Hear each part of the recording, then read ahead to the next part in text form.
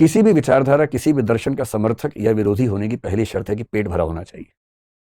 पेट भरा है तो दिमाग में विचार आएंगे, पेट खाली है तो सपना भी रोटी का आता है। भरे पेट हर चीज होती है।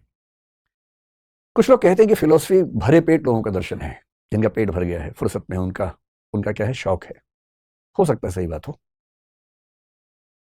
तो समझने की कोशिश करेंगे कि फिलॉसफी क्या है।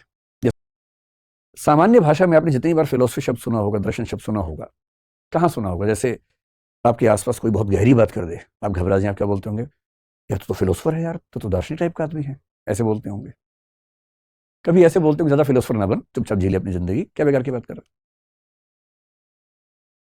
लेकिन आपने कुछ चीजों पर गौर किया होगा। जैसे ये गौर किया होगा कि जब हम पढ़ाई करते हैं, आप बीएससी करें, चाहे बीकॉम करें, चाहे बीए करें, फिर एमएससी, एमकॉम, एमए कर लेंगे। जैसे ही उसकी आगे बढ़ते हैं, सबकी degree same, MPhil, master of philosophy.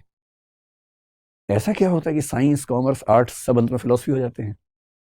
और एमफिल के बाद और आगे बढ़े तो पीएचडी, डॉक्टरेट इन फिलोसफी। यानी हर विषय को पढ़ने के बाद अंत में आपको फिलोसफी में ही जाना है। और कहते हैं कि हर चीज की शुरुआत भी फिलोसफी से हुई है। जो शुरू का मनुष्य था ना, बहुत बेचैन रहता था, बहुत परेशान रहता था। मैं समझाऊंगा आपको कि वो इतिहास का कौन सा प्रसंग है जहां पर ऐसा हुआ। आप सोचिए, आज तो हम लोग बहुत अच्छी जिंदगी जीते हैं। आज तो हमारी मूल चिंता क्या है कि सोशल मीडिया पर मेरी पोस्ट पर लाइक आए कि नहीं आए। ये चिंता हमारी मूल चिंता है आजकल। उस जमाने की मूल चिंता ये थी कि आप पेड़ पे रहते हैं, अचानक तेज बरसात आ गई, ओले पड़ रहे हैं, आप समझ नहीं पा रहे कि हो क्या रहा है। अचानक बाढ़ आ गई, क्यों आ गई? बरसात क्यों आ रही है? बहुत तेज आंधी तूफान क्यों आ गया?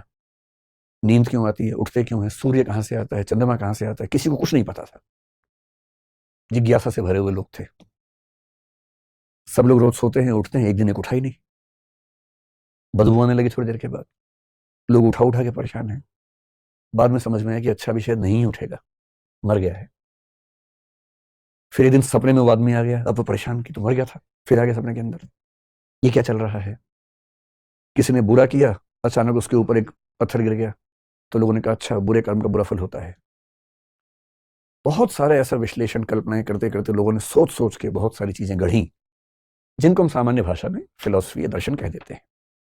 देखिए, दो शब्द हैं, एक शब्द है दर्शन, एक शब्द है फिलोसफी। और हिंदी और अंग्रेजी में हमारे पास सबसे सामान्य शब्द यही है। तो कुछ लोग कह देते हैं कि दर्शन फिलोसफी का या फिलोसफी दर्शन का अनुवाद है।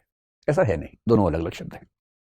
ट्रांसलेशंस एग्जैक्टली नहीं होते हैं। दर्शन पढ़ेंगे, लैंग्वेज फिलोसफी पढ़ेंगे, तो उसमें एक बड़ा महत्वपूर्ण सार ये भी है कि दुनिया के कोई भी दो शब्द पूरी तरह से पर्यायवाची नहीं होते हैं, सिनोनिमस नहीं होते हैं, उनमें थोड़ा बहुत गैप रह जाता है।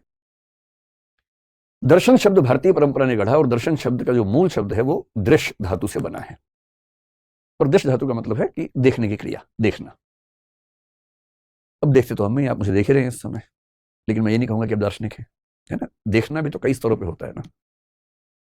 जैसे इमोशनल इंटेलिजेंस की दुनिया में हम कहते हैं अक्सर कि आप किसी को देखें और एक सपाट तरीके से देखें, और दूसरा देख के भांप सकें कि उसके मन में क्या चल रहा है। देखा तो दोनों ने, पर एक केवल देख पाया, दूसरा महसूस कर पाया।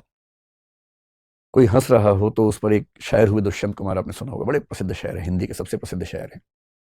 एक शेर लिख के गए, सिर्फ शायर देखता है कह कहों की असलियत। कह कहा समझते हैं? ठहाका। सिर्फ शायर देखता है कह कहों की असलियत, हर किसी के पास तो वैसी नजर होती नहीं। अगर चार लोग ठहाके लगा रहे हो ना, तो केवल शायर ही देख पाता है कि कितने असली हैं और कितने लोग अपना गम छिपा रहे हैं। तुम इतना जो मुस्कुरा रहे हो, क्या गम है जिसको छिपा रहे हो? एक तो ये दर्शन है कि आप वो देख पाए जो बाकी लोग नहीं देख पाए। पर ये जो दर्शन है ना, इमोशंस को देख पाना, ये इमोशनल इंटेलिजेंस कहलाता है। हम उसकी बात आज नहीं कर रहे हैं। हम बात कर रहे हैं कि संसार के बारे में और तमाम चीजों के बारे में। कुछ ऐसा देख पाना जो सामान्य नजर से दिखाई नहीं पड़ता। और इसलिए आपने एक शब्द शायद कभी सुना होगा। एक तो आपने सुना है कि हमारे पास आंखें हैं, आंखों के लिए संस्कृत में एक शब्द चलता है चक्षु। सुना है आपने चक्षु शब्द? आपने एक शब्द और सुना होगा, और वो शब्द है ज्ञान चक्षु। और कई बार लोग बोलते हैं कि आज मेरे ज्ञान चक्षु खुल गए। बहुत मुहावरा है, आम भाषा में चलता है। ज्ञान चक्षु बोलते हैं, कहीं कहीं प्रज्ञा चक्षु बोलते हैं। प्रज्ञा बुद्धि का सर्वोच्च स्तर माना जाता है फिलोसफी में।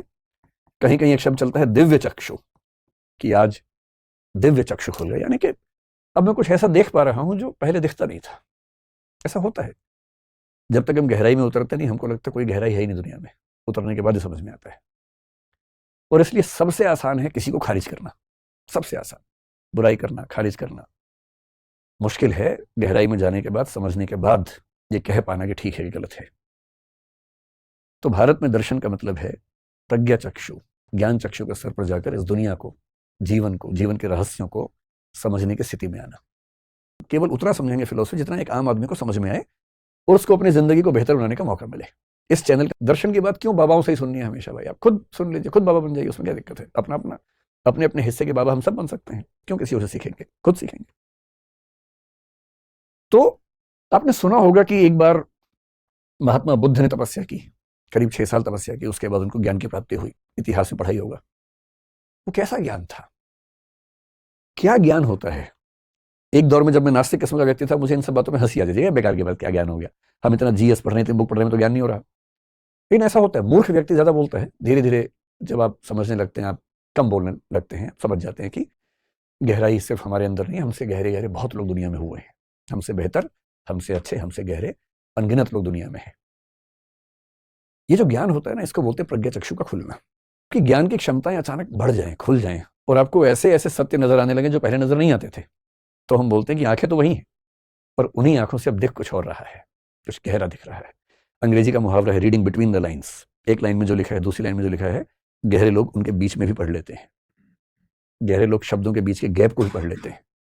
और गहरे लोग कह के नहीं कहते, उनका कुछ नहीं कहना भी कहना होता है, साइलेंस को भी पढ़ लेते हैं। इसको बोलते हैं ज्ञान चक्षु, प्रज्ञा चक्षु। आपके तो खुले ही हुए देख के लग रहा है, लेकिन मतलब आसान नहीं होता है मुश्किल काम होता है।